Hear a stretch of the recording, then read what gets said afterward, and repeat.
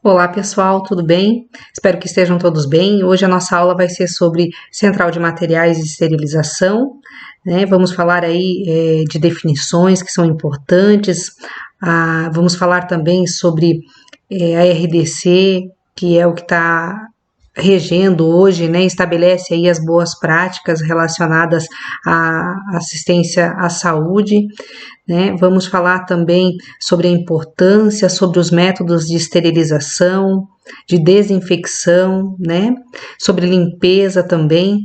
Então, vamos dar início à aula. Bom estudo a todos e, como sempre, né? Nos veremos depois da videoaula para vocês tirarem as suas dúvidas, tá bom? Então, vamos lá, pessoal.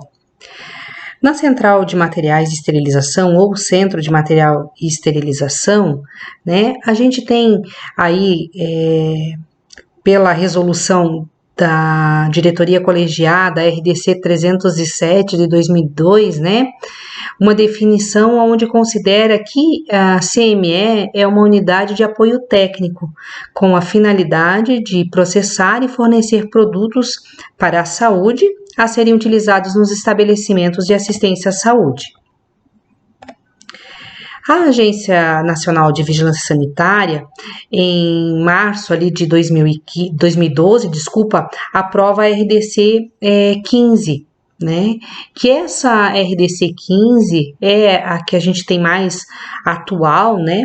Que dispõe sobre os requisitos de boas práticas para o processamento dos produtos para a saúde, né? E neste regulamento ele tem o objetivo de estabelecer ali as boas práticas para o funcionamento dos serviços de saúde, tá? Ali a gente vai ter várias definições importantes, né? A gente vai ter o que se aplica, né? De que forma que essas CME, desses serviços de saúde, que podem ser públicos, privados, né? Civis ou militares, ou até mesmo as empresas processadoras que estão envolvidas neste processamento de produtos para a saúde, né? Que são as empresas ali terceirizadas, o que elas devem, o mínimo, né? Dos requisitos de boas práticas, tá? O que elas necessitam saber, né? O que a gente, como profissional de saúde, a gente precisa saber e entender, né? Dessa RDC número 15 aí, de 2012, está fora desse regulamento, né? Dessa resolução, tá? Ali os consultórios odontológicos, os consultórios individualizados e não vinculados a serviços de saúde, né? Unidades de processamentos que realizam ali procedimentos endoscópicos, clínicas de hemodiálise, né?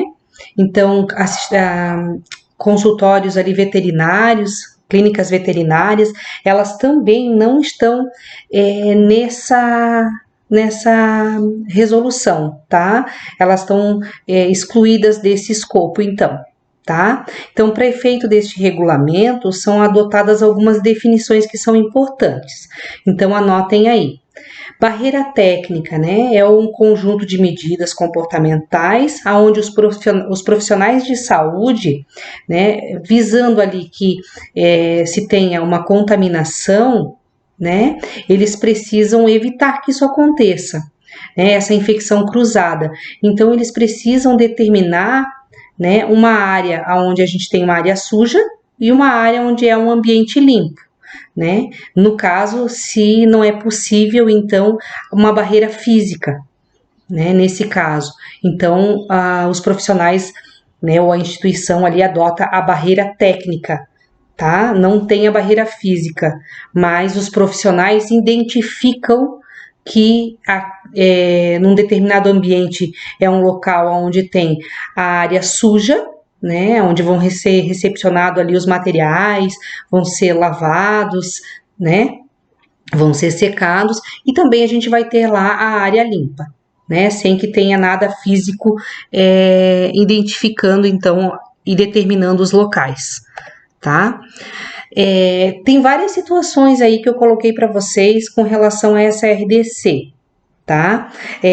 Mas vocês vão anotando aí as dúvidas, né, pra gente tirar depois, mas assim, no artigo 4 ali, diz que o Centro de Materiais de Esterilização, né, o funcionamento dele deve ser centralizado, né, onde uma unidade de processamento dos produtos de saúde atende mais de um serviço ao mesmo tempo, né, que seja do mesmo gestor.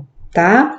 O controle de qualidade do processamento dos produtos de saúde, né? A avaliação sistemática, ela deve ser documentada, toda estruturada. Processo de trabalho e avaliação dos resultados, isso é bem importante, tá? De todas as etapas do processamento dos produtos para a saúde. A data limite de uso dos produtos, né? Que são esterilizados. Precisa ter um prazo, mas esse prazo também ele deve ser validado, né? Porque tudo envolve várias questões aí com relação a isso, né? Vai precisar saber de que método utilizou, que tipo de material de embalagem que também utilizou, né? E tudo mais. Então, mas essa data limite tem que existir, a instituição tem que padronizar isso, tá? Então, baseado num plano, né, de avaliação da integridade das embalagens, como eu já falei, né? E os eventos relacionados ao seu manuseio, né? Como que é esse material? Esse material ele é acondicionado, ele tem uma área para a guarda desses materiais que passam pelo processo de esterilização, ou eles são acondicionados em gavetas, em armários onde não se tem o controle de quantas pessoas manipulam aquele material, né? Então, isso é importante, né? Todas essas condições, elas são importantes para você poder validar o tempo limite para uso desse material que foi esterilizado, foi submetido a esse processo, né, de esterilização. Então, continuando então, né, no artigo 28º, né, lá diz que o responsável técnico, o RT, né, da CME, ele deve ser de nível superior, legalmente habilitado, né, e que este assume perante a vigilância sanitária a responsabilidade técnica pelo serviço de saúde, ou então, se for no caso de uma empresa processadora, né, conforme a legislação vigente. Gostaria de chamar a atenção de vocês agora para um artigo 8º, que diz ali, o serviço de saúde que realize mais de 500 cirurgias mês, excluindo os partos, devem constituir, então, um comitê de processamento de produtos para a saúde, o CPPS, e ele deve ter como composição mínima um representante de cada classe, né? Então, um da diretoria do serviço de saúde, um responsável pelo CME, né? Um do serviço de enfermagem, um da equipe médica e um representante da comissão de controle de infecção hospitalar, tá? No parágrafo único, ainda continuando, né, na RDC 15, o responsável pela CME classe 2, ele deve atuar exclusivamente nesta unidade durante a sua jornada de trabalho, tá? Esse é bem importante vocês fazerem aí uma observação relacionada a isso, tá? Com relação ao artigo 82, o Centro de Materiais de Esterilização, que utiliza embalagem de tecido de algodão, ele deve, então, possuir ali um plano, né, contendo critérios de aquisição e a substituição do arsenal de tecido, né, dessa embalagem, e deve manter também todos os registros desta movimentação. Lembrando, né, aqui que a recomendação para a utilização máxima das embalagens de tecido são 65 vezes, no máximo, mas isso a instituição vai padronizar, né, juntamente com a equipe, tá? também não é permitido o uso de embalagem de tecido de algodão, daquelas que tem rasgos, remendos, né? Onde elas já foram feitas aquele, como é que chama? Eles fazem, cerzem, né, o tecido para fazer um remendo ali. Então, essas situações, elas não são permitidas, tá? Conforme essa resolução aí de boas práticas, né? No artigo 86, ele diz lá que o CME que realize desinfecção química, né, ele deve dispor de uma sala exclusiva, tá? Isso também é bem importante, tá? Caso o serviço realize desinfecção ou esterilização química líquida ali com a relação aí os glutaraldeídos, né? Os formaldeídos, que são extremamente tóxicos, né? Para os profissionais, tá? Eles devem ter uma sala exclusiva, assim como também os profissionais devem utilizar os EPIs adequados para fazer esse tipo de processamento, que é chamado de desinfecção química, né, ou esterilização química líquida, tá? No artigo 93, é obrigatório a realização de teste, então, para avaliar o desempenho do sistema de remoção de ar, que é o teste de Boydick, né? Ele deve ser realizado no primeiro ciclo do dia, né? Todos os dias, tá? É realizado esse teste para ver como que tá a bomba de vácuo da autoclave, tá? E claro, né? Todos esses métodos, eles têm um formulário próprio para que vocês possam validar esses processos, tá? Todos os processos que vocês fazem, eles vão ter o registro disso, tá? Ainda continuando, né, gente? Ali no parágrafo 1º do artigo 94, o ciclo de esterilização a vapor para uso imediato só pode ocorrer em caso de urgência e emergência, que é o ciclo flash, né, de algumas autoclaves.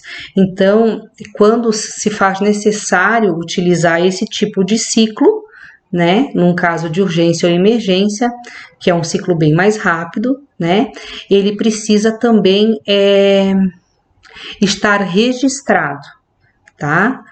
Ele precisa ser monitorado, né, registrado, e ele deve também estar disponível para uma avaliação futura, né, realizada ali por uma autoridade sanitária, tá? Então, vamos lá. Já falando um pouco aí das boas práticas, do que é importante, né, claro que tem outras coisas também, eu vou mandar para vocês junto com o material de apoio aí, eu vou mandar essa RDC 15 para vocês darem uma olhada, tá? Ela é bem importante e é sempre bom a gente ter ela aí para consultas, né, futuras, tá? Então, vamos lá na CME. É uma área responsável, então, né, pela limpeza, né, pela recepção, pela limpeza, pelo processamento dos artigos e instrumentais médicos hospitalares.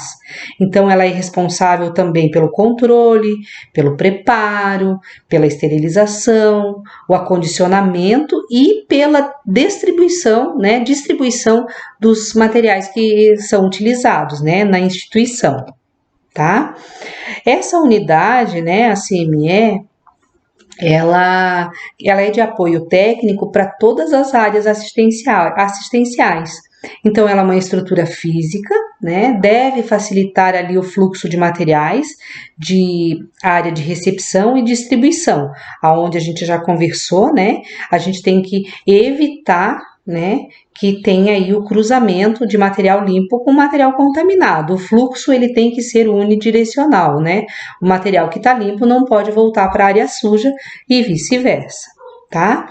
Mas a gente tem também, com relação à estrutura, né, da CME, a RDC 50, acredito eu que vocês já devem ter ouvido falar sobre ela, a RDC 50 de 2002.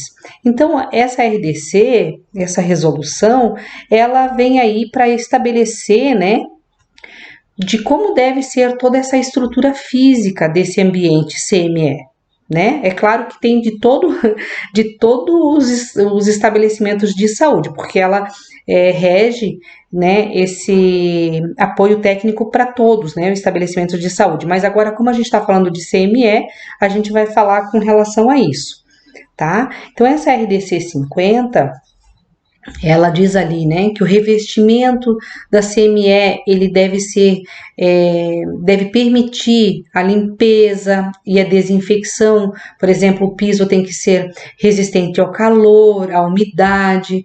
A parede ela deve ser limpa, ela deve ser plana, sem assim ondulações, né, sem esse tipo de característica. A janela ela tem que ser ampla, de preferência que ela seja mais no alto, né, que ela seja telada, né, não pode ter o acesso para a área externa, né, não pode ser uma janela normal, convencional, como a gente tem na nossa casa, tá? A porta tem que também ser de material lavável e essa central de material, de forma geral, ela tem que ser bem iluminada, principalmente, né, na região ali da bancada, né, as bancadas onde eles fazem a separação dos materiais, né, a inspeção, onde precisa ter ali a visualização, né, bem facilitada aí para identificar qualquer tipo de sujidade nos instrumentais. Então, a iluminação tem que ser, a área tem que ser bem iluminada, tá bom?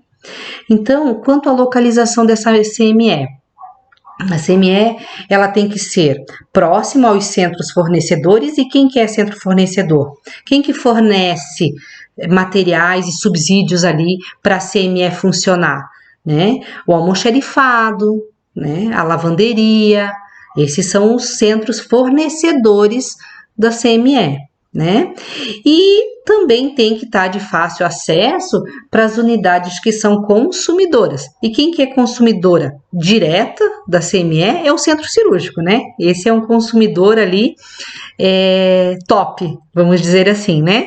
Mas a gente tem também a UTI, precisa muito, né? Um consumidor bem importante da CME, e a gente também tem o CO e os demais setores da instituição que precisam do CME. Todos os outros setores, clínica médica, clínica cirúrgica, maternidade, se tiver, pediatria, enfim, né? Todos esses outros setores, tá? São unidades consumidoras da CME.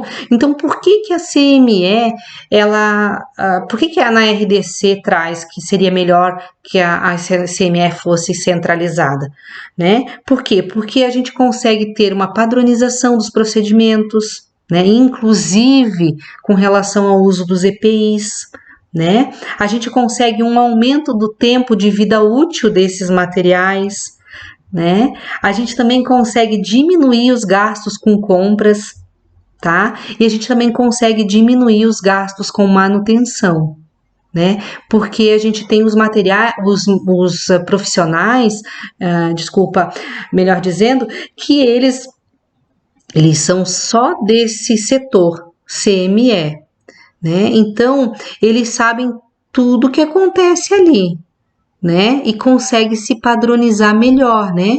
As atividades que são exercidas ali. Quando se tem um fluxo muito grande de pessoas, fica mais difícil de você conseguir obter sucesso aí, né? Na implantação de qualquer POP, né? Fica bem difícil isso. Beleza, então a gente viu que nos hospitais, né, a prioridade ali é a gente ter a centralização dos materiais, né? Que a gente viu que é bem mais produtivo, é mais viável, né? Tem diminuição ali do custo, os profissionais, você consegue, então, obter uma melhora significativa nos processos. Mas e quanto à classificação da CME? Né? Como que eu vou saber? É uma CME centralizada. Beleza, mas e qual que é a classificação dela? Ela é classe 1 ou classe 2?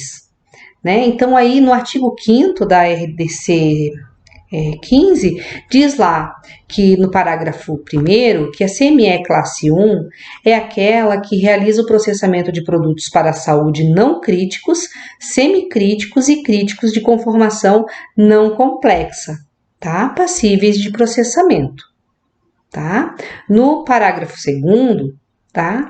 Diz ali que a CME classe 2 é aquela que realiza o processamento de produtos para a área da saúde, né, não críticos, semicríticos e críticos, de conformação complexa e não complexa, né? Então, o que vem ser isso? O que isso quer dizer? Isso quer dizer que quando a gente tem materiais, né, instrumentais, aonde o lumen, né, desses materiais for inferior a 5 milímetros, tá? A gente já tem uma classificação da CME como classe 2, porque ela entra como conformação complexa, né? Que é mais difícil de você conseguir fazer a limpeza e a desinfecção desses materiais, tá? Então, quando a gente diz em conformação complexa e não complexa, a definição que traz lá na RDC é essa: produtos para a saúde crítico de conformação complexa, produtos que possuam lume inferior a 5 milímetros, conforme eu já falei, ou também com um fundo cego, né? Os espaços internos, eles são inacessíveis para fricção direta, né? Para limpeza manual de reentranhas ou válvulas, tá? E quando a gente diz aí em conformação não complexa, né? São produtos para a saúde cujas superfícies internas e externas, elas podem sim ser realizado ali a escovação, a limpeza manual, o processo de limpeza ele acontece, né? É fácil e aí os diâmetros aí são sempre superiores a 5 milímetros, tá? Nas estruturas tubulares, né? Assim dizendo, tá? Então, isso é bem importante. Gravem isso, tá? Essa é importante lá para frente pra gente, né? Produtos para saúde de conformação complexa, né? São produtos ali que possuem um lumen inferior a 5 milímetros, que pode ter, né, também um fundo cego ou espaços internos que é inacessível, né, pela sua fricção direta, pela sua escovação, tá? Tranquilo até aqui? Beleza. Então, a gente falou lá que o revestimento, né, na RDC 50 dizia que o revestimento da parede tem que ser liso, né, a parede tem que ser plana, né, mas a gente também falou sobre como ela deve ser realizada para evitar ali a contaminação, né? Lembram lá que a gente falou da barreira física, da barreira técnica? Lembram lá? Anotaram direitinho? Então tá bom. Tenho certeza que vocês estão anotando. Beleza. A área contaminada é aquela que está destinada a receber os artigos sujos e realizar o processo de limpeza, né? Então, temos ali na área suja, na área contaminada, né? A recepção dos artigos, aí é realizada a lavagem, a limpeza e a separação, né? Depois, nós temos lá a área limpa, né? Aí na área limpa, ela é destinada para o preparo dos artigos, né? Aí temos lá a área de preparo, que é onde é feita a análise, a separação dos instrumentais, a montagem das caixas, pacotes, os materiais especiais, tá? A área de esterilização, né? O método de esterilização, a montagem da carga, o acompanhamento do processo, o desempenho do equipamento, tá? Temos também a área de armazenamento dentro da CME, onde a gente precisa identificar os artigos, a data de preparo e também da validade, né? A área de distribuição define as horas para distribuição dos artigos. Isso é muito importante, gente, ter um horário para distribuir, né? Principalmente quando a gente tem pouco recurso humano, né, para trabalhar na CME. Então, essa a questão relacionada à padronização de horários para retirada de materiais na central, né, para distribuição, isso favorece bastante o andamento da unidade, tá? Beleza? Só que a gente também tem que ter ciência de que, como o centro cirúrgico é o nosso principal consumidor, a gente não pode colocar ele dentro desse horário. Ele tem que ter acesso a CME 24 horas no dia, tá? Ele não pode ter essa restrição quanto ao horário. E daí a gente tem também a área de recepção de roupas limpas, né? Que é a separação e a dobradura. Também é considerado a área limpa, então.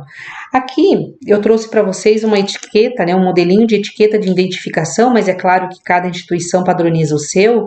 Mas o que não pode faltar na etiqueta, né? A identificação com o nome da instituição, que tipo de material é. Ah, é uma retirada de pontos, é um cateterismo vesical, é curativo, né? Tem que saber que material que é o que tá lá dentro, né? Tá? O ciclo, o lote, né? Ah, foi realizado por esterilização a vapor, né? Foi feito qual foi o processo que foi utilizado para a esterilização desse material, né? A data da esterilização, né? A data limite de uso, e daí a gente vai falar um pouco mais sobre isso para frente, sobre a validação desse tempo, né? De como isso acontece, o responsável pelo preparo e o responsável pela esterilização, tá? Então esse é um modelinho de etiqueta que vocês podem também, né? Tirar de modelo aí para de repente mais para frente aí implantar aí no serviço de vocês, né, para ajudar e auxiliar, tá bom? Os recursos humanos, né, a gente já falou que tem que ter um profissional RT, um responsável técnico de nível superior, né, de preferência um enfermeiro, né, então a gente tem também os auxiliares administrativos, que podem estar lá na CME para dar um apoio, e temos também os técnicos e auxiliares de enfermagem, tá? Vamos lá. Lembram que a gente falou na aula, foi uma aula presencial que a gente teve, que a gente falou lá da classificação quanto às áreas do centro cirúrgico, que a gente tinha classificação, né, que era restrita, não restrita, né? Lembram? Pois é. Então, aqui a gente também tem classificação dos artigos, mas aqui a gente tem a classificação crítico, né, os materiais que são, os instrumentais que são críticos, os semicríticos e os não críticos, tá? E qual o instrumental aí que a gente podia classificar como crítico? Vamos lá então. Os críticos, né, eles têm a indicação de esterilização. Os semicríticos, a esterilização ela não é obrigatória, né? No mínimo tem que ser realizado desinfecção, tá? E os não críticos, aí dependendo do grau de contaminação, podem ser submetidos à limpeza ou desinfecção de baixo ou médio nível, tá? Então vamos lá, os artigos críticos aí, instrumentais, né? Os bisturis, tá? O que mais? Todos aqueles materiais, né, que penetram através da pele, mucosa, atingindo tecidos mais profundos aí, o sistema vascular, né? Todos esses que estejam diretamente conectados com algum sistema, né? Possuem um alto risco para a aquisição de infecções. Então, esses materiais precisam ser submetidos aí à esterilização. São artigos críticos, né? Beleza? Aquelas traqueias do circuito do ventilador mecânico, né? A do carrinho do anestesiologista, extensão de silicone, aquelas que são utilizadas para os procedimentos cirúrgicos lá para aspiração, aquelas extensões de silicone ou até mesmo aquelas de látex, né? Elas são utilizadas, então esterilizadas, são considerados artigos críticos. Os instrumentais cirúrgicos, que a gente já falou, materiais para curativos, pontos, cateterismo vesical, cateterismo venoso central, né? Aí aqueles enxovais, para quem não sabe o que é o enxoval cirúrgico, é o LAP, né? Onde a gente tem os campos simples, os campos fenestrados, aventais, né?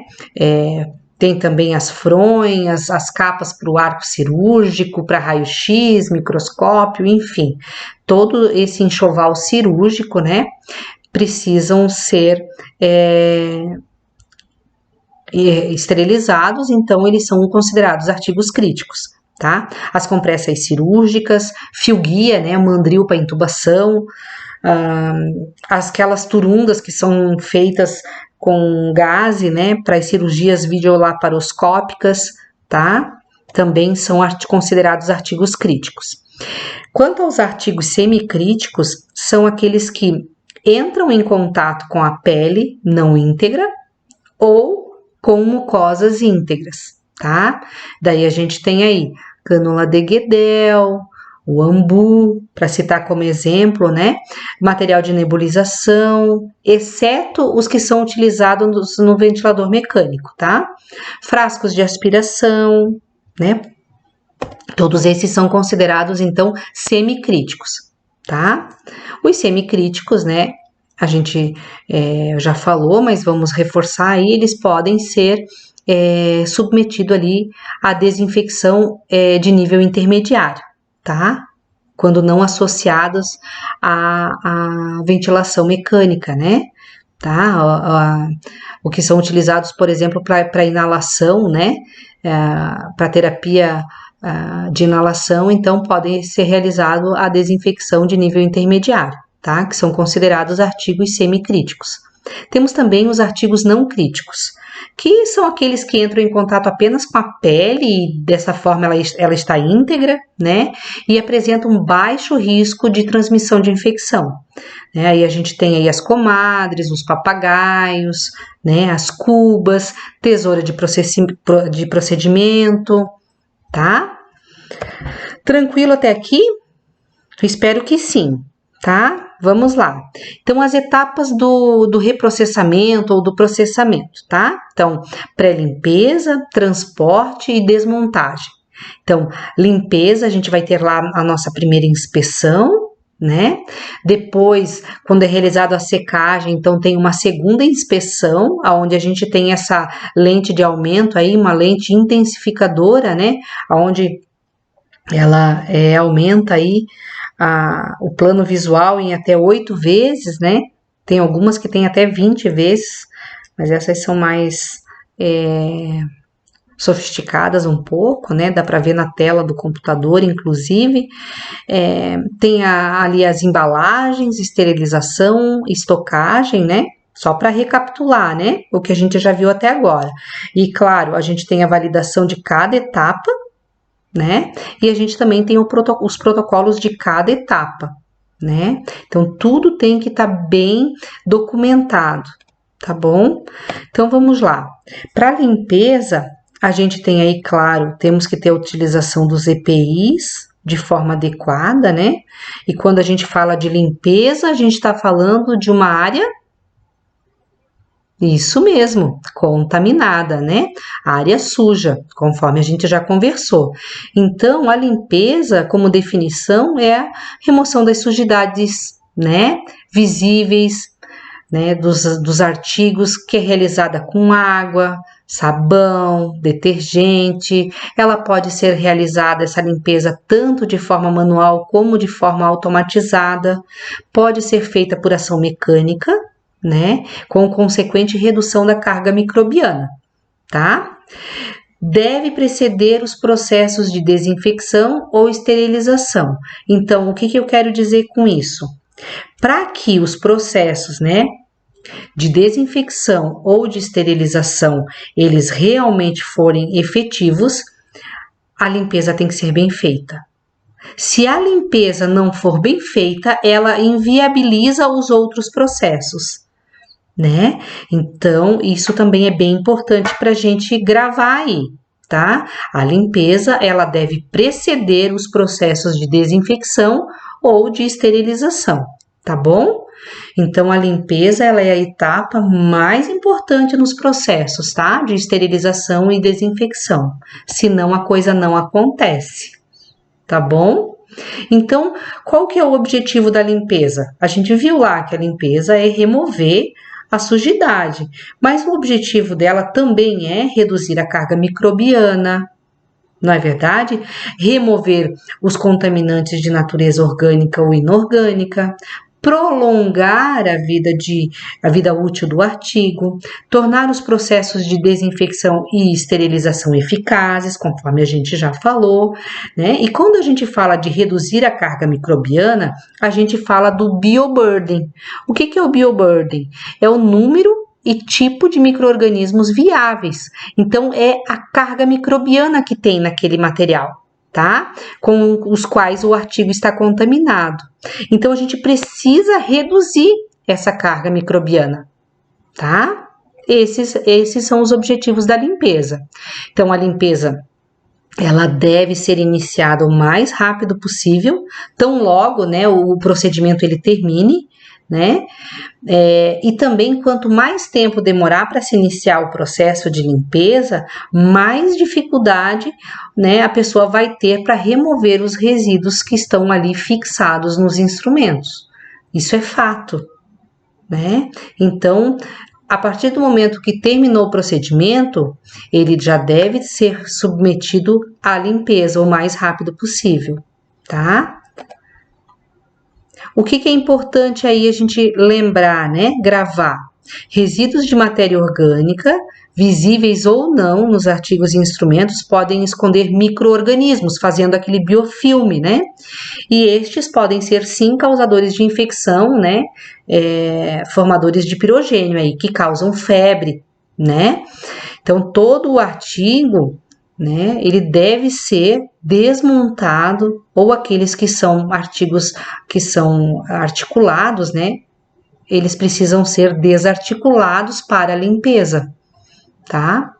Porque principalmente, né, nesses instrumentais que eles têm um lumen menor que 5 milímetros, ou eles têm fundo cego, né, a gente precisa, né, desmontar tudo isso.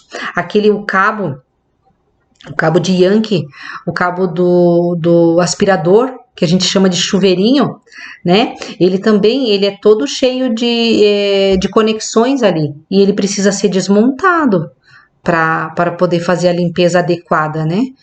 Tá? É um exemplo, né, gente, que eu tô citando aí para vocês. Vejam, olha ali quanto a esses instrumentais, as áreas críticas, né? Vejam ali, né, do mesmo material, né, várias partes que são bem críticas, né, onde tem reentranhas, né, tem fundos que são difíceis, se você não desmontar aquele equipamento, aquele instrumental, você não consegue fazer a limpeza adequada, tá? E se você não consegue fazer a limpeza adequada, você vai comprometer o processo de esterilização na sequência, né? Com certeza, tá? Aí mais uma imagem para vocês verem, né? Aí de um trocáter ali, tá? Vejam quantas peças que são articuladas, né? Que são montadas ali. E para a gente poder limpar, de fato, isso precisa ser tudo desmontado, tá? Então, por isso eu sempre digo, o profissional que trabalha na central, ele é um profissional que é o cara, né? É um profissional que ele tem uma responsabilidade, ele é crítico, né? É um profissional assim que o pessoal não valoriza muito, né? Que aquele acham assim, aquele tá incomodando um pouco, vamos pôr lá na central, que lá ele fica mais quietinho, né? Não incomoda. E eu acho isso assim muito desnecessário, né? Um pensamento muito errôneo com relação a isso. O profissional é um profissional extremamente qualificado, né? A pessoa que gosta realmente de trabalhar em central de materiais, ele é um profissional que faz diferença, muita diferença, porque ele querendo ou não, ele presta assistência indiretamente a todos os pacientes da instituição, né? Se ele fizer o trabalho dele mal feito, esse trabalho mal feito pode ter consequências que vai ser muito difícil de controlar, né? Porque ele não é direto, mas ele é de forma indireta, tá? Tranquilo? Beleza, então. Então, os fatores que são envolvidos aí na ação da limpeza. Então, nós temos a energia térmica, né? Então, a temperatura, nós temos a energia química, nós temos aí os detergentes enzimáticos, né? Temos a energia mecânica, que daí é a fricção manual ou automatizada, tá?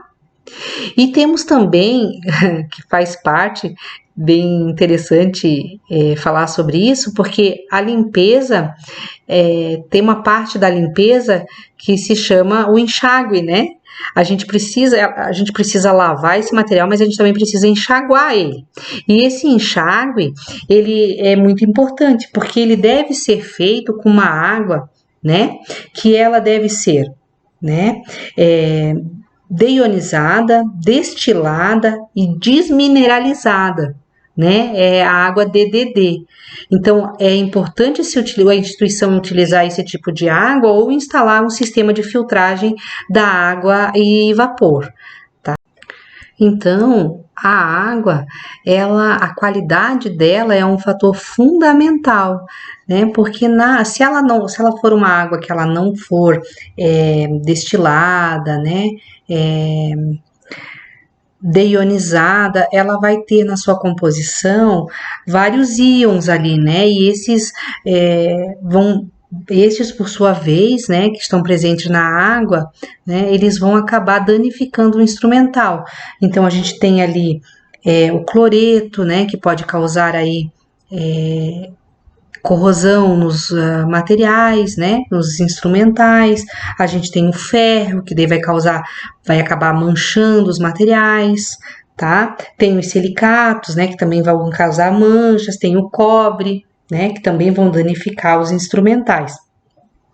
Por isso que a limpeza é muito importante, mas o enxágue, ele também tem que ser de qualidade, né? A água, ela tem que ser uma água de qualidade, tá? Não pode ser qualquer água. Então, aí vocês podem observar nesses instrumentais que tem algumas manchas, não é verdade? Tem aí algumas danificações. E eu acredito que no dia a dia de vocês também conseguem identificar, né, algum material, algum instrumental que esteja danificado, né, dessa forma. Então, agora vocês já sabem que a água de baixa qualidade, ela contribui para isso, tá? Tranquilo até aqui, pessoal? Então, a limpeza, ela tem aí a sua efetividade, a sua eficiência aí aumentada, né, com a utilização dos detergentes enzimáticos, né? Eles, por sua vez, eles fazem ali a quebra das proteínas, né? Eles vão remover as sujidades, desprender, dissolver aqueles resíduos, né? Aquelas substâncias orgânicas em um período curto, né? Bem menor de tempo.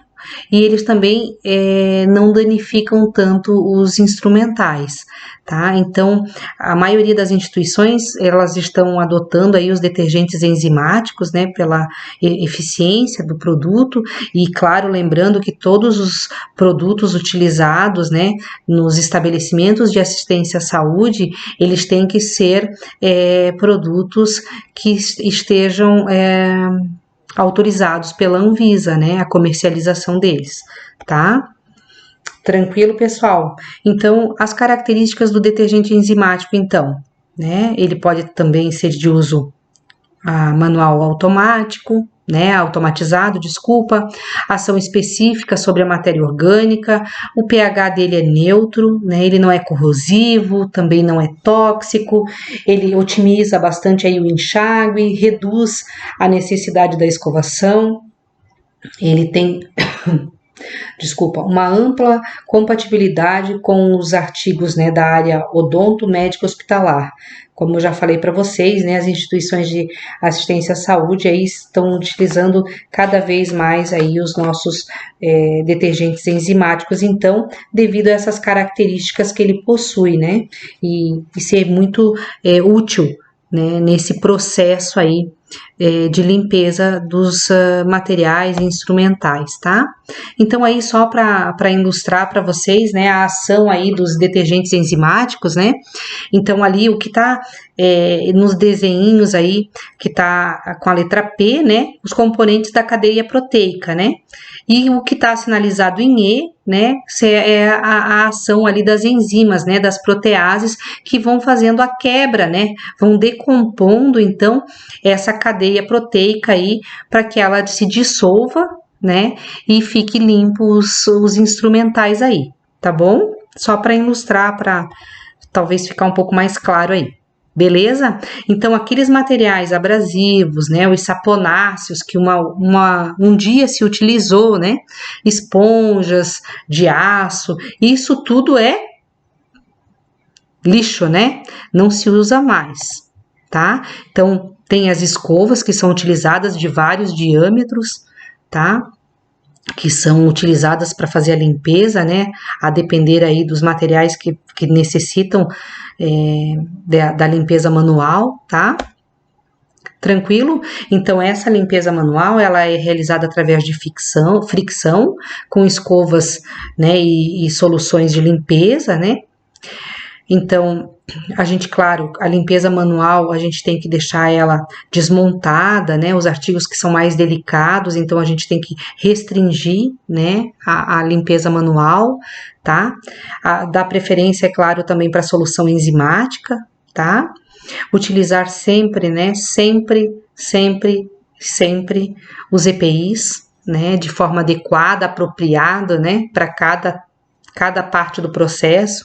Então, na limpeza, a gente tem que né, orientar os profissionais para que ele use a luva grossa, aquela luva de borracha, né, que ela é antiderrapante, ela é de cano longo, tá? O avental impermeável, bota, gorro, protetor facial, máscara, né, óculos, tá? Friccionar os artigos sob a água para evitar ali a questão dos aerossóis também, beleza? Então, o uso dos EPIs, né, é imprescindível, tá? O uso correto dele é imprescindível, tá? Para o desenvolvimento das técnicas de limpeza e desinfecção.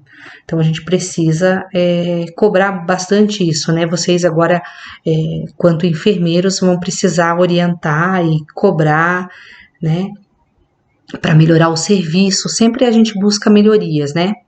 Então, porque às vezes o profissional acaba se descuidando um pouco e não utilizando o EPI de forma adequada, tá? Ainda falando de limpeza, né, que é um processo importante, então tem bastante coisa para falar. A gente tem a limpeza manual, que a gente falou agora, tem a limpeza automatizada, que daí se utiliza de recursos mais tecnológicos aí, né, a lavadora ultrassônica, né, a gente tem a lavadora pasteurizadora e a gente tem também a termodesinfectadora, tá? Então, na lavadora ultrassônica, ela vai remover aquela sujeira, né? Ela vai remover pelo processo, então, de cavitação. Então, ocorre uma dispersão de inúmeras bolhas que são produzidas pelas oscilações das ondas, né? São bolhas microscópicas. Então, esse tipo de lavadora, ela é ideal para os artigos de conformação complexa. Lembram lá o que a gente conversou sobre artigos de conformação complexa? São aqueles artigos onde eles podem ter fundo cego, onde eles podem ter o lumen lá inferior, eles têm um lumen inferior a 5 milímetros, né? Então, essa lavadora ultrassônica, ela é, né, indicada para esse tipo de artigo, tá? Beleza? A pasteurizadora, ela tem ali a sua limpeza, se dá pela inativação das bactérias patogênicas por meio do calor, né? E a lavadora, a termodesinfectadora, então ela limpa, ela desinfecta, né? Através ali de jatos de água, né? Que elas se dão através de bicos rotativos, né? E elas faz com que essa limpeza aconteça, né, por meio térmico, por meio químico, mas que ela aconteça, tá? Através de pressão, tá bom? Então aqui tem uma imagem ali com relação aí às lavadoras, né, ultrassônicas e também as desinfectadoras ali.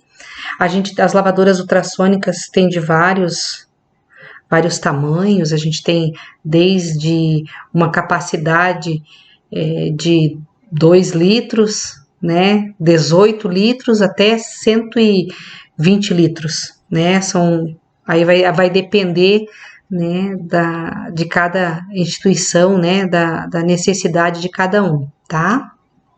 Beleza? Então aqui, deixa eu voltar aqui das lavadoras ultrassônicas, onde a gente tem ali, que né, comentamos anteriormente, que ela é ideal para os canulados, né, por causa desse turbilhonamento que ela faz, né, dessas micro-ondas, e isso faz com que você consiga chegar a lugares aonde manualmente você não consegue chegar. Então, essas ondas, elas fazem assim como se fosse uma cavitação e vão removendo aquele biofilme, né? Aquela matéria orgânica e vai dissolvendo ela, vai diluindo ela, tá? Mas aí essa é uma outra lavadora desinfectadora, né? Tá? Só para um modelo, né? Para ilustrar para vocês. Não são todas as instituições que tem aqui no nosso, do Hospital Santa Cruz de Canoinhas, eles têm aqui a ultrassônica, né? E, assim, é claro que cada instituição padroniza a sua forma de preparo, né? E de como vai utilizar esses saneantes e detergentes enzimáticos e tudo mais, tá? Mas aqui eles têm padronizado ali a troca da solução, né, diariamente, tá? Ou quando se observar aí presença de sujidade. Então, é padronizado colocar 2 ml de detergente enzimático para cada litro de água. Então, se a capacidade da lavadora é de 18 litros, então vai ser 18 litros, vai ser 36 de detergente enzimático, né? 36 ml. Isso mesmo, se é 2 ml por litro de água, então 36 ml, né? A solução 24 horas e troca-se pela manhã. A temperatura dessa lavadora ultrassônica, tá? Ela pode atingir 45 graus. Então, é bom a gente sempre tomar cuidado e não colocar a mão dentro dessa máquina, né? Quando ela estiver ligada, tá? Porque além de ela, a gente tem ali a parte elétrica, né? Envolvida, ela também tem uma temperatura bem alta, tá? Então, a parte da limpeza a gente encerrou. Agora vamos começar aí com a desinfecção, tá? Vamos definir primeiro o que é desinfecção, né? Que consiste na inativação ou na redução dos micro-organismos que estão presentes num material inanimado, superfícies, né? Isso a gente também tem que excluir aí, com exceção dos esporos bacterianos, né? Por meios físicos ou químicos, tá? A desinfecção, ela não implica na eliminação de todos os micro-organismos viáveis, porém ela elimina a potencialidade deles, né? Infecciosa deles. Então, isso já é de grande valia, né? Não chega a eliminar totalmente, mas a parte que pode dar problemas, esta sim, com a desinfecção, ela já é alcançada com esse processo. Tá? Nós temos aí, quanto à desinfecção, então, desinfecção de baixo nível, né? Onde tem aí a eliminação das bactérias, dos fungos, vírus. A desinfecção de baixo nível, ela não tem ação nenhuma contra esporos, ela também não elimina o bacilo da tuberculose e também as micobactérias também não, tá? Então, geralmente é utilizado o álcool etílico ou o hipoclorito de sódio a 1%, onde os objetos ficam em imersão por 30 minutos. Tá? Lembrando sempre que tem que utilizar EPI. né? E a gente pode dizer que tipo de artigo que a gente vai colocar aí, né? Aí os artigos ali com relação aos artigos não críticos, né? As cubas, comadres, papagaios, né? E a fricção com álcool 70, né? Após a limpeza manual, ela também deve ser feita, tá? Desinfecção de nível médio, nível intermediário ali, ela então elimina as bactérias, a maioria dos vírus, fungos e micobactérias, né? Mas ela não destrói os esporos, tá? Na desinfecção de nível médio, a gente pode ser utilizado aí, isso claro vai depender de cada instituição, né? Mas o hipoclorito de sódio de 10 a 14% é bem tolerado nesse tipo de desinfecção de nível intermediário, né? Aonde o artigo vai ficar em imersão ali por 30 minutos. Também a utilização do EPI é importante, né? Tem que usar, tá? Vejam que na desinfecção de nível baixo, né, ou de baixo nível, o hipoclorito de sódio era de 1%, né? Aqui nós temos o hipoclorito de sódio de 10 a 14% a concentração dele. Então, é uma concentração bem maior. O tempo é o mesmo, mas a concentração do saneante é maior, né? E daí nós temos também a desinfecção de alto nível, que esta, por sua vez, vai destruir todas as bactérias, micobactérias, fungos, vírus e boa parte dos esporos também, né? O enxágue deve ser feito com água estéril, né? E a manipulação deve seguir o uso das técnicas assépticas. Então, o enxágue desses materiais, né? Porque você precisa tirar toda a parte de resíduo, né? Do produto que foi utilizado, né? A parte residual dele precisa ser removida. Então, pode ser realizado até aí o enxágue triplo, né? Geralmente, eles são utilizados aí, a desinfecção de alto nível utiliza o enxágue triplo dos materiais, né? Dos artigos, tá? Então, aí tem um quadrinho para vocês verem com relação às vantagens e desvantagens, né?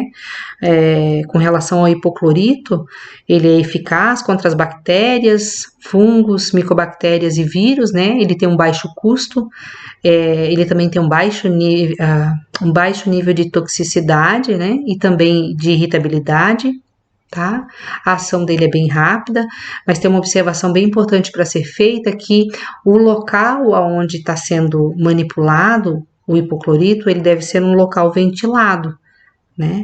Ele tem algumas desvantagens, na verdade, que ele é corrosivo para os metais, né? É difícil de combinar ele com detergente, ele é inativado na presença de matéria orgânica, tá? Ele não é esporicida, né? Ele não mata ali todas as formas de esporos, né? E é irritante para a pele e para as vias respiratórias, tá? O álcool 70, então, né? Ele é eficaz contra as bactérias, fungos, micobactérias e vírus. A ação dele é bem rápida também, né? E ele tem algumas desvantagens aí. Então, ele requer um contato mínimo de 5 minutos, ele não é esporicida também, ele não tem ação residual, né? O hipoclorito ainda tem, né? Evapora, né, rápido, né? E isso pode fazer com que se altere aí a concentração dele. Ele é inflamável, ele é volátil, né? Ele danifica aí lentes, resseca plásticos, borracha, né? E ele também fixa a matéria orgânica quando não removida pelo processo de limpeza, né? Estão vendo aí como a limpeza é a base, né? Ela é primordial aí no processo. Se a limpeza não for bem feita, inviabiliza totalmente os outros processos, né? Tá? Então, vamos dar sequência aí. Estamos na secagem ainda, né? Elas devem ser iniciadas logo após o enxágue, né? Abertos e enxugados com compressas. Todos os instrumentais, eles devem ser abertos, enxugados, né, com algodão, né, um tecido de algodão macio que absorve bem, né, também por ar comprimido, sob pressão, principalmente aí com os instrumentos que tem aquele lumen menor, né, ou até mesmo os que tiverem maior. O ar comprimido ele retira bem ali, né, a água que tem dentro desses artigos, tá? Então ali a gente tem aí o que é usado para secagem, né? Temos várias a central de pistola ali com as pistolas com ar comprimido para poder tirar, né? E fazer e de enxugar os artigos, tá? Nós temos ali uma lente intensificadora, né? Para a gente poder também fazer as inspeções, tá? Lembram lá que a gente tem uma na limpeza, tem uma depois na secagem, né? A gente já falou sobre isso, tá? E a gente tem também essa secagem manual que é feita e a gente tem também a secagem automatizada, né? Aonde, assim, o pessoal geralmente coloca as traqueias, as extensões que são utilizadas ali para inaloterapia, né? Então, é uma secadora que ela é bastante utilizada no meio hospitalar, né? Ela possui ali ciclos padronizados, que eles ficam em torno de 40 a 50 graus Celsius por 30 minutos, né? A máquina desliga sozinha após o processo finalizar, tá? Claro que, né, deve acontecer todo o processo antes de limpeza, né? O enxágue, tudo certinho, a secagem, né? Pelo menos de remover ali o excesso de água de dentro desses artigos, desses materiais, né? E daí sim eles são colocados nessa secadora, né? Além das traqueias que eu já mencionei e das extensões, né? A gente tem aí as máscaras faciais, as máscaras de inalação, os frascos de aspiração, tanto de vidro quanto de plástico, aqueles frascos coletores, os umidificadores, cânulas de Guedel, então dá para colocar bastante material aí nessa secadora, tá? Vamos falar um pouquinho de embalagens, então, agora. Por que usar? Pergunto para vocês. Para que usar? Se preocupar com essa questão de embalagem, né? Então, assim, todo artigo que vai ser esterilizado, armazenado e transportado, ele também deverá ser acondicionado em embalagens que são criteriosamente selecionadas para a segurança do processo, né? A instituição, a equipe, né? Claro que dentro das condições da instituição, eles padronizam, né, uma determinada embalagem para ser utilizada ou duas embalagens para ser utilizadas, né? E tem, claro, que umas que são que fazem com que a durabilidade, né, a validade do material fique maior e outras menores, né? Então isso tudo vai depender da embalagem. Lembram que a gente comentou alguma coisa antes, né? Que vai depender, né? A gente não tem como assegurar 100% a validade de um material que passou pelo processo de esterilização se a gente também não tem né, uma embalagem adequada, por exemplo, né? Então, assim, a embalagem, né, ela tem, assim, alguns princípios que são bem importantes a gente lembrar. Então, são embalagens que elas devem, né, impedir a entrada de micro-organismos, né? Ela deve também permitir a entrada do agente esterilizante, tá? A saída do ar, né? Ela deve favorecer, tá? Então, para a gente garantir que o produto foi esterilizado, além de, né, dos métodos adequados e validados de esterilização, a gente também tem que observar a embalagem que a gente vai embalar esse produto aí, tá? Esse artigo. Então, os requisitos aí para nossa ser uma embalagem né, adequada. Então, ser compatível com o método de esterilização, né, permitir a penetração e remoção do agente esterilizante, permitir a selagem, né, a gente precisa selar esse material, por exemplo, né, esse artigo, a gente não dá para deixar a embalagem aberta, não é verdade? É isso aí. Então, proteger o conteúdo do pacote contra danos físicos, ser livre de resíduos tóxicos, ser compatível com dimensões, peso e configuração do artigo, né? Ele também tem que ter como requisito aí, né, ser uma barreira microbiana, manter a esterilidade do produto, facilitar a apresentação asséptica, ser resistente à umidade, tempo e tração, né? Não que você pegue ele na mão e ele já rasgue, né? Então, ser resistente a rasgos e furos e não liberar as fibras, né? Aí, quando a gente fala aí dos tecidos de algodão, por exemplo, tá? Então, os tipos de embalagens que a gente tem. Então, o tecido de algodão, né? A gente tem, ele é bem indicado aí para utilizar o método de vapor saturado, né, sob pressão, mas ele possui uma baixa barreira microbiana, né, ele tem ausência de resistência à umidade, né, o padrão de alinhamento das fibras também não é bom, ele tem baixa vida útil, né, a gente até falou sobre, né, quando a gente vai renovar o enxoval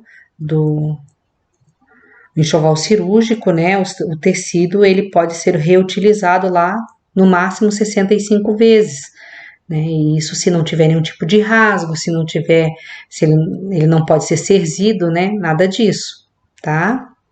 Então, o tecido é ainda bastante utilizado, mas ele tem, assim, bastante desvantagens, né, com relação a você garantir o processo de esterilização. É mais difícil de você garantir, né, que aquele produto que passou por todos os processos, que ele foi esterilizado, você garantir que ele se mantém esterilizado, né? A gente tem também aí, nos tipos de embalagem, o papel crepado, que é composto de 100% de celulose, então ele tem uma eficiência diante da esterilização por vapor, né? E por óxido de etileno. A validade aí, isso eu até botei um ponto de interrogação, porque depende, né?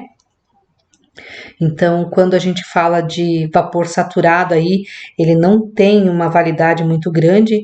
Tem algumas instituições que padronizam aí 11 dias, no máximo 15 dias, para esse tipo de esterilização com esse tipo de embalagem, né? E quando se tem a esterilização, né, por óxido de etileno, nesse papel crepado, daí dá para dar um tempo maior de validade, né? 12 meses, tá? Aqui a gente não falou, né, da validade aqui com relação ao tecido de algodão.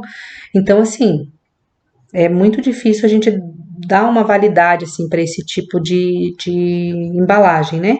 Mas o que a gente observa é que as instituições estão padronizando a depender da forma como esse artigo que foi submetido ao processo de esterilização, né, da forma como ele é armazenado, se tiver um local centralizado para armazenagem dele, né, eles geralmente colocam 60 dias, tá, para validade, tá bom? O papel de grau cirúrgico, amplamente utilizado, né, hoje, acredito eu que seja o tipo de embalagem que é mais utilizada, né? Então, ele é permeável ao agente esterilizante, mas ele também é impermeável aos micro-organismos, né? Ele se apresenta com duas faces, uma de papel e uma de plástico, e isso facilita a identificação do artigo também, né? A esterilização a vapor dá para dar como validade aí, né?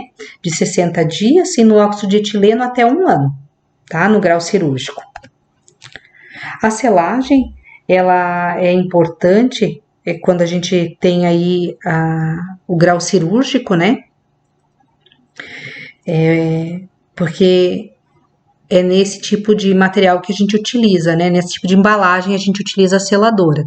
Só que a gente tem que esse fechamento, né, hermético que é feito ali com essa embalagem, para a gente garantir, né, a integridade após o preparo, né,